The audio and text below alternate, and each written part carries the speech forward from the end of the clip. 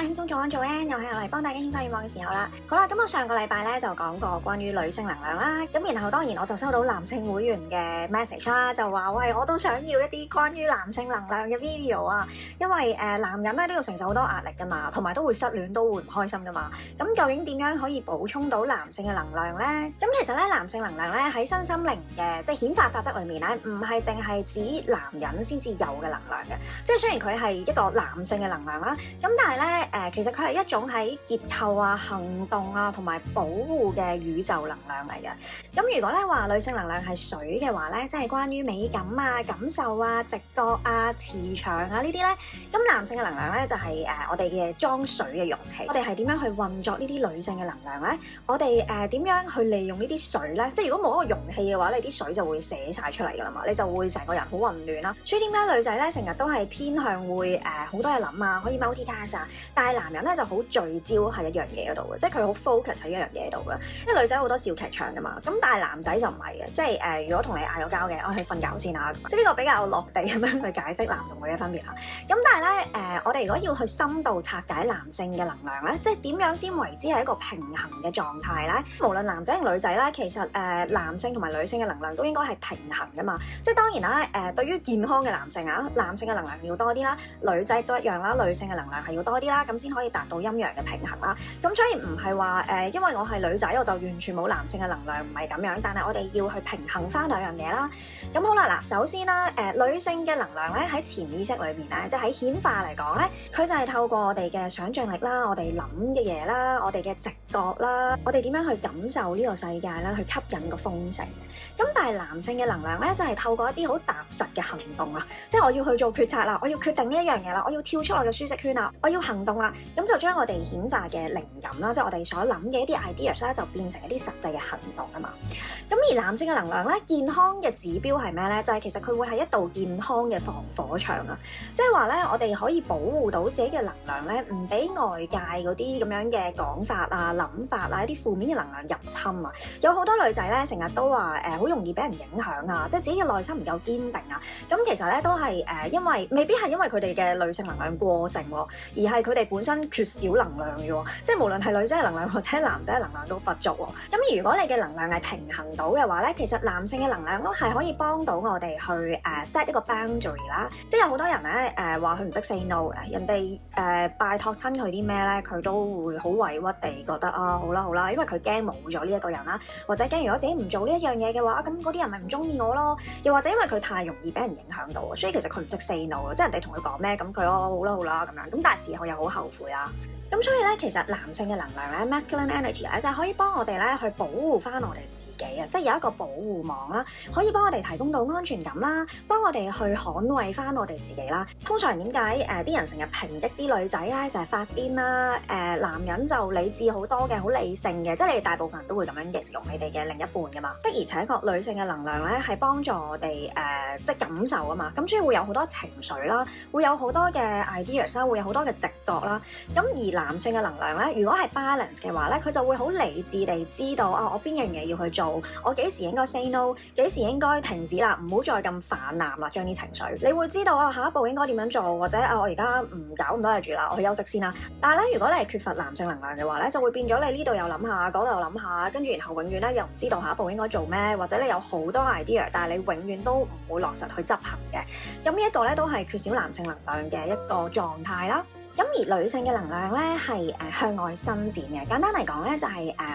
我哋會諗好多嘢啦，想像有好多唔同嘅可能性啦。咁但係咧唔聚焦。我成日咪話，如果你哋成日諗下呢樣諗下嗰樣，然後咧又一時又想SP 翻嚟，一時又覺得哎呀算啦，都係冇可能噶啦，一時又覺得好似揾個好啲，一時又覺得哎呀都係唔好啦，我都係專一啲好嘅，即係好多呢啲咁樣嘅發散嘅唔同嘅諗法咧，即係向住唔同嘅方向噶嘛。咁呢個就係我叫嘅 split energy， 即係冇一個方向個能量係聚焦得到啊。咁而男性嘅能量咧，佢就同女性性嘅能量相反嘅，佢就係好聚焦嘅，好 targeted 嘅，佢係好似一支箭咁。總之我係要向嗰個方向嘅，我就向嗰個方向行噶啦。咁所以咧，當你嘅男性能量係過盛嘅話咧，就會變咗你個人係會控制欲好強啦，你會成日想控制住人啦，或者你有個目標嘅話，你就無論點樣你都要去衝啦，你就唔理究竟對方諗啲咩，或者你唔理究竟而家成件事得唔得㗎，即係你變咗一個衝動派嘅人啊。樣樣嘢都係我行咗先啦，唔諗咁多啦。咁所以其實咧，無論係男性嘅能量過盛或者過少啦，女性嘅能量過盛或者過少啦，即係總之當你個能量唔平衡嘅時候咧，其實咧都唔係一件好事嚟嘅。如果我哋男女嘅能量係 balance 嘅話咧，咁就會變咗咧女仔嚟講咧就會係嗰啲雖然我有好多情緒啦，我有好多感受啦，咁但係咧因為我有足夠嘅男性嘅能量咧，就會幫到我去 balance 翻啦，即係我唔會太過情緒化啦，我唔會成日都發癲啦，我會知道我要點樣去落實執行我啲 ideas 啦，我會知道幾時要 say no 啦，我會知道點樣去保護我自己啦，我唔會咁容易俾其他人影響到啦。咁而男仔咧，如果佢嘅男性能量係充足嘅話咧，咁就會變咗佢會係一個唔係得個講字啦，佢會好保護到佢自己咧，亦都保護到身邊嘅人啦，佢會好 targeted 咁樣去做一樣嘢啦，好有目標啦，唔會係嗰啲我唔知自己做唔做到，我唔知自己想點啊，即係好冇目標，好渙散啦成個人。你會係嗰啲好有行動力啦，會覺得OK 嗱呢個就係我個 plan 啦，嚟緊我就點做啦，或者我而家覺得我應該咩都冇做住嘅，我應該要去休息下先，我下一步先至再去執行我嘅計劃啦。即係你會好知道自己應該想點。如果咧男性能量係過少嘅話咧，其實咧你就會變咗一樣嘢，你都好似係得個諗字啦，你冇乜骨氣，冇乜嘅自信去執行你嘅計劃啦。如果你體內嘅男性能量不足啦，我講緊男性能量嚇，唔係嗰啲 hormones 唔係成啊。如果男性能量不足嘅話咧，就算你嘅直覺係好強啊，即係女性能量係好足夠啊，你嘅直覺好強啊，你好感受到呢個世界發生緊嘅嘢啊，你個 senses 係好強啊，但係咧你都唔會想去落實做任何嘢嘅，即係你可能都係得個諗字嘅。咁而另外仲有一個講法咧，就係女性嘅能量咧就好比我哋嘅內在小孩啦，而男性嘅能量咧就相等於一個父親嘅角色，去幫我哋保護呢一個內在小孩嘅。咁好啦，咁如果你係男仔啦，你發現咧你自己嗰個男性嘅能量過盛啦，你就會發現咧自己成日都想去強迫一啲嘢發生，即係只要嗰件事唔符合你嘅預期，你就會好焦慮啦。你會成日都批評自己啦，你會覺得自己係咪要行動先得啊？喂，我即係成日檢討自己，覺得自己呢樣唔得，嗰樣唔得，因為自己好似未做夠嘢啊！即係成日都覺得喂唔得啊，我要反省我自己啊！咁而家我諗到呢一樣嘢，我即刻要去做啦。咁變咗有好多嘢咧，你自己都冇停落嚟去思考啦。你嗰個男性能量過勁嘅話咧，其實就會變咗咧，你只不過係一個 control freak。咁所以咧，我哋究竟點樣可以平衡我哋嘅男性嘅能量咧？嗱，如果咧你係尤其是係男會員啦，或者你自己咧意識到自己嘅男性能量不足啦，即係成日都得個諗字啊，唔知道下一步點做，想去修復啊補足翻呢一個健康嘅能量咧，咁有幾樣嘢可以做嘅。嗱，第一樣嘢最有效嘅做法就係去行動。嗱，我成日都叫大家咧，當你嘅 self concept 好低，或者你淨係諗負面嘢嘅時候，唔應該去做任何嘢噶嘛。咁係嘅 ，OK？如果你係想去修補一段關係，或者你想去完成一個 project 或者咩都好啦，其實最有效嘅方法就係本身你自己個 self concept 要高啦，或者啦喺你行動之前做下 affirmation 啦，令到你唔好保持住喺一個負面嘅狀態，你先去行動，咁就最正啦。咁但係啦，我而家講緊嘅呢一個補充男性嘅能量嘅行動咧，唔係講緊話你要去向外修補啲關係，或者去強求一啲嘢，而係一啲我哋幫我哋自己做嘅，譬如去做運動，去做 gym， 去幫自己報個班，即係一啲具體嘅行動。通常咧，男人咧係要見到一啲具體嘅 step 嘅，即係哪怕係你去做30分鐘 gym 啦，或者你係上網聽一個 online class 或者咩都好啦。其實咧，你會覺得咧，哇，好似自己做緊一啲嘢已經。呢一個咁樣嘅自我意識咧，其實你已經係補足緊你嘅男性能量。因為當你 hea 住喺度咩都唔做嘅時候咧，其實你個能量流動唔到啊。我上個禮拜就講女仔嘅男性能量過盛嘅話咧，就會成日覺得咩都要攬晒上身啊，咩都要自己做晒啦。但係男仔嘅話咧，其實如果你想補充翻你嘅男性能量咧，亦都唔係要去特登哇咁，如果係咁嘅，我就主動揾嗰個女仔啦，我就即刻即係衝去佢屋企門口送花或者點啦。你盡可能去做一啲幫你自己嘅嘢咯，你去做運動或者你去學樣嘢，其實呢一個咧都係幫我哋自己有嗰種 grounded 嘅 energy 啊，即係你會覺得係哇，我幫緊我自己做一啲嘢啊，即係呢一個咁樣嘅意識同埋呢一個嘅行動本身咧，就已經係 refill 緊你嘅能量啦。好啦，第二樣嘢咧就係咧，你個人果斷啲啊，即係點樣為之果斷咧？就係你會識得去設立一啲 boundary 啊，你識得 say no 啊，你會知道咧有啲乜嘢係傷害緊你自己啦。尤其是你 self concept 越嚟越高嘅話咧，你會意識到咧，喂，呢一樣嘢即係對我嚟講真係唔公平喎，唔 OK 喎。你會知道有邊啲人你係要遠離啦，尤其是嗰啲好 toxic 嗰啲啦，即係成日喺你身邊講人壞話啊，成日識得 complain 啊，又喺度話你啊，講是非啊，呢啲咁樣嘅 energy 你會識得遠離咯。或者 even 咧，你係成日即係因為工作需要啦，或者其他嘅原因，你需要同呢啲人 hang around 嘅話咧，你都會知道咧，哇唔 OK，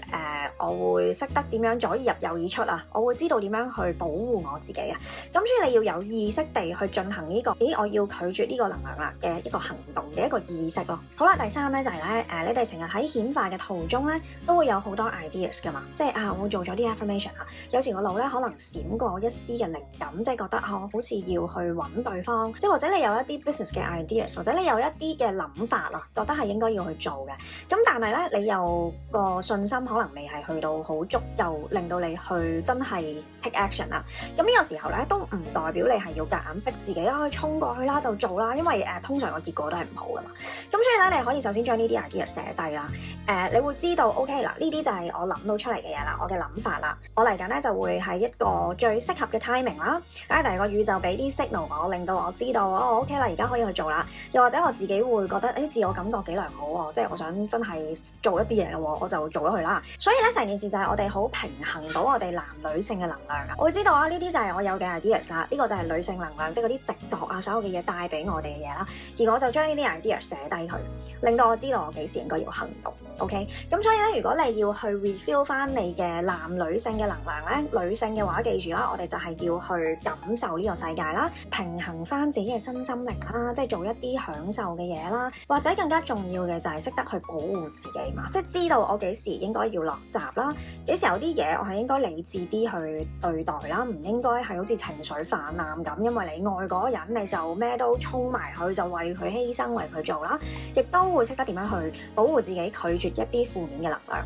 而個核心咧就係咧，當你知道你自己嘅能量不足嘅時候咧，唔好理係男性或者女性嘅能量先，因為我哋而家唔係要去分析究竟我而家應該要補充女性嘅能量定係男性嘅能量啊，先唔好諗得咁複雜先。如果你個人咧本身個能量係唔夠嘅話咧，你會發現自己即係做樣嘢都好 off 啦，即係可能情緒又唔好啊，成日都喺個低谷啦。咁呢個時候記住就係做翻 self concept 嘅 affirmation， 去首先提升翻你個 self concept 去到一定嘅水平先 ，OK？ 好啦，然後當你去到某個覺得自己都冇咁唔開心嘅時候，你想精益求精咧，咁你先至去檢視下，究竟而家我係太過將所有嘢攬晒上身啦，成日都要覺得要靠行動，諗都唔諗我就要做咗一樣嘢先，我要即係責任感過剩啊，或者我係唔識得保護自己嘅，即係你會知道究竟而家呢一刻我應該要去補足啲咩能量，或者我應該要有意識地去做啲乜嘢，令到我唔會再喺度消耗我嘅女性能量或者男性能量，或者